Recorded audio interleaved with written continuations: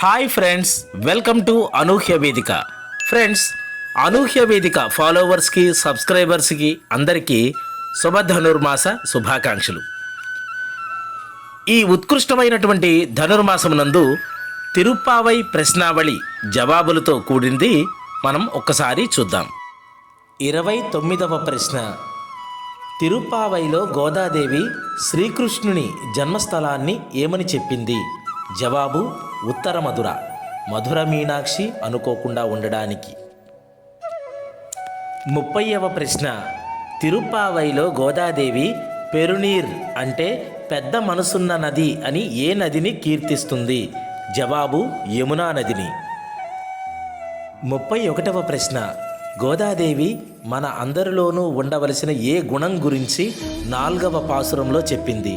జవాబు దానగుణం గురించి. 32వ ప్రశ్న.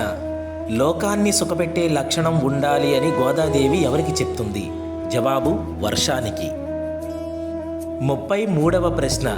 పరమాత్మ వద్దకు వచ్చేటప్పుడు ఏ విధంగా రావాలని గోదాదేవి చెప్పినది? జవాబు పరిశుద్ధంగా, త్రికరణ శుద్ధిగా.